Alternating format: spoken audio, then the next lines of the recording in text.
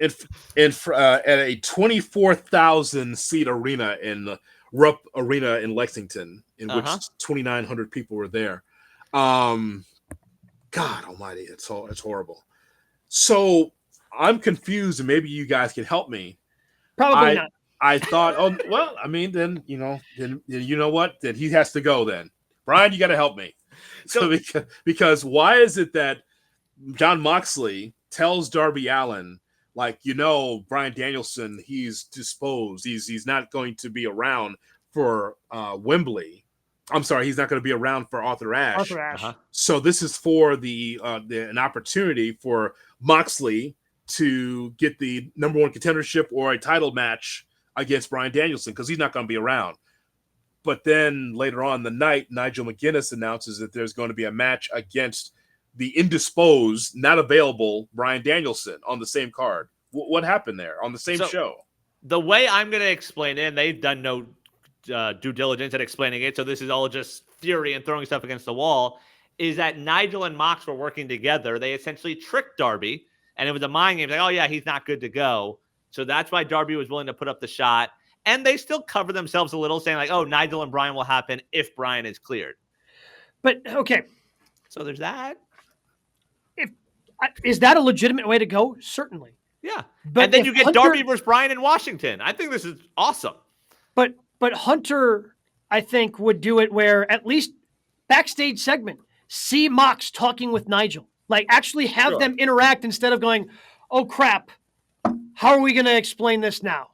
Like, and look, it's getting us something that we want. Because I think every wrestling fan, we've talked about it here. Like, okay, when's Nigel going to get cleared? The second Nigel got cleared and the second Danielson won that championship at Wembley, everybody went, all right, we're going to get Nigel versus Bryan. Like, we're going to get it. Awesome. But, like, let's get there in a way that makes sense. Like, let's build that in a way that makes sense.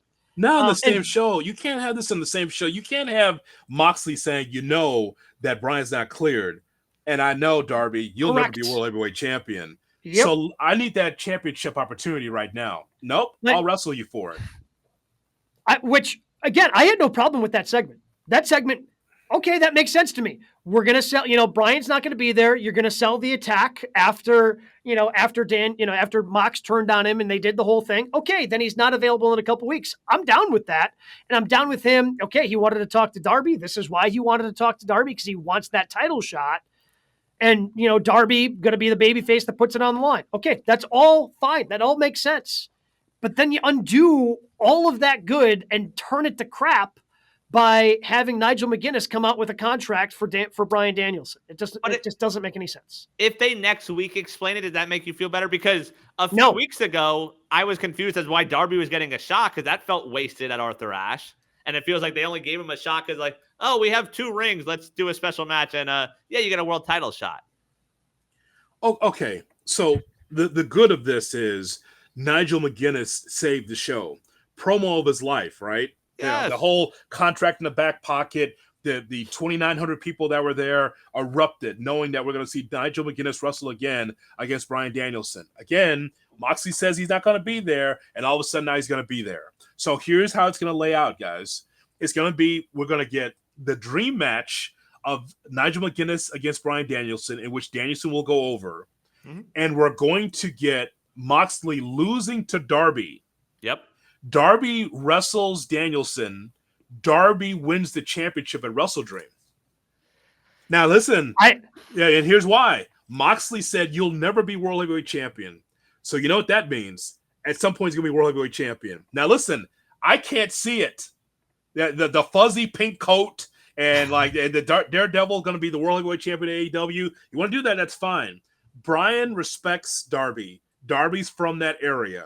Mm-hmm. And so I think that's where they're going, that we're going to see Darby Allin as world champion. Darby can't win. Mox has to win.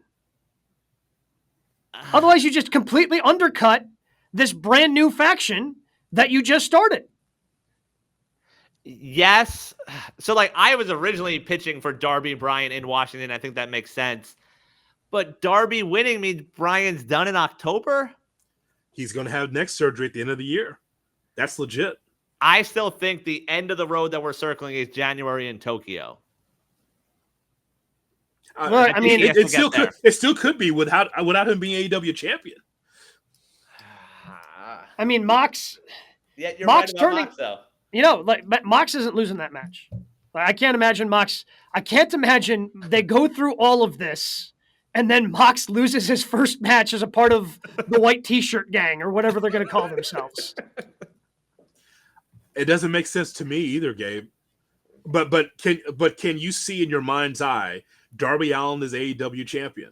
No, I can't.